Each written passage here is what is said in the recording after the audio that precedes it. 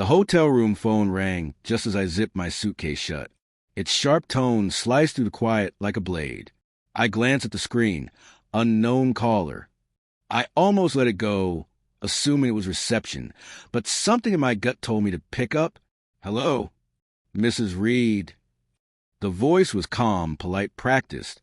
This is Linda from the airline. I'm calling to confirm that your return flight has been canceled per request from the booking account. I froze. Canceled? What do you mean, canceled? Yes, ma'am, she repeated evenly. Your ticket was booked under your husband's account, and he's voided the return leg of your trip.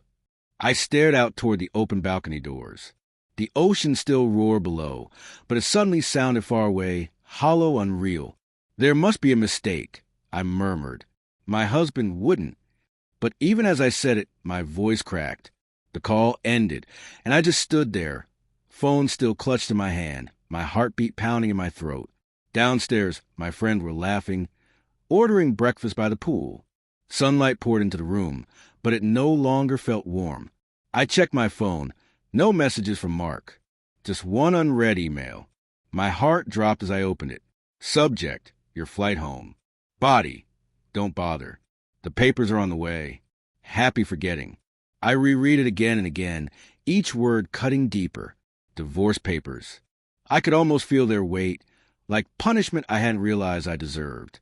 I sat on the edge of the bed, trying to steady my breath. It was supposed to be a girls' trip. 3 quiet days away from work and stress. I hadn't meant to forget his birthday. I'd planned to call him that night. But between cocktails, beach laughter, and music, the days slipped through my fingers like sand. I never thought he'd react like this. Maybe I should have. The week before I left, we'd fought, again, loudly, painfully, about the same thing as always. The distance between us. You barely look at me anymore, he'd said. You're always somewhere else. I just need space, I told him. A few days with my friends isn't crime. His jaw had clenched. It's not space you need. It's attention. And you're getting it from someone else, aren't you? The accusation burned. I denied it, furious he could even think that. But the doubt in his eyes had lingered, the kind that doesn't leave, no matter what you say. Now, sitting in that perfect room overlooking turquoise water, I finally understood how deep his doubt must have gone. I called him once. No answer. Twice. Straight to voicemail. A third time. Nothing. The 4th time. It rang. Mark. I breathed, my voice shaking. Please, just listen. There's nothing left to say, Anna. His voice was calm. Too calm. Yes, there is. I pleaded. I made a mistake. But it wasn't. Do you know what it's like, he cut in, his tone trembling under the surface, to spend your birthday alone, waiting for your wife to call? To see her post photos online, while she forgets the one day our life began. My stomach twisted. I didn't mean to... You didn't mean to forget me, he said softly. But you did. That's what hurts most. His voice cracked, and for a moment, I heard the man I once knew, the one who used to wait up for me just to say goodnight, the one who'd leave coffee beside my bed each morning. Mark, please, I whispered. Don't end this. Don't end us over one mistake. There was silence, then a long, tired exhale. It wasn't one mistake, Anna, he said quietly. It's been months of them. I didn't speak. Couldn't. Then his voice turned colder. I saw the messages. My breath caught. What messages? Between you and Tyler. My pulse spiked. Tyler's just a friend. Friends don't send photos from hotel balconies at midnight, he said flatly. Friends don't write things like, wish you were here instead. I pressed a trembling hand to my chest. It wasn't like that. I was drunk. I didn't mean... He laughed, soft, bitter, exhausted. You didn't mean to forget my birthday.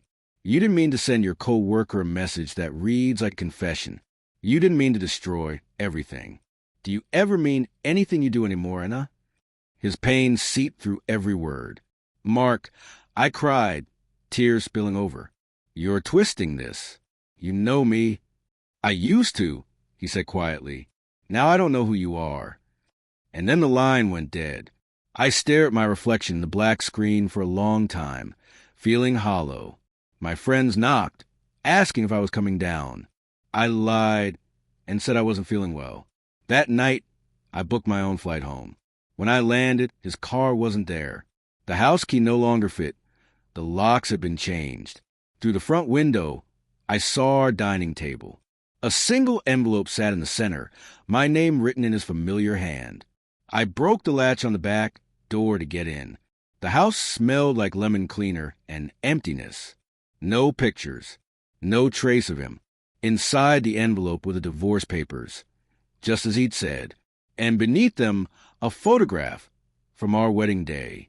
On the back, in smudged ink, he'd written, "I waited 8 birthdays for you to come home. I'm done waiting." The words hit harder than any argument ever had. I sank to the floor, clutching the photo, memories flashing through my mind. The first time we met, our late-night drives, the promises we made to never stop trying. Somewhere along the line, I'd stopped keeping them. The days that followed blurred together. I called, texted, begged for a meeting. Nothing. It was as if I'd been erased. One evening, I drove past a little Italian restaurant where we used to eat every Friday. His car was parked out front. Through the window, I saw him smiling, laughing. A woman sat across from him, her hand resting gently on his. My chest ached, but I didn't move. I just watched, the way people watch something beautiful they no longer belong to. And in that moment, I finally understood what betrayal truly feels like. It's not always loud. Sometimes it's quiet, the sound of someone else's laughter where yours used to be. I turned the car around and drove home. On the kitchen counter, I placed the signed divorce papers beside our wedding photo.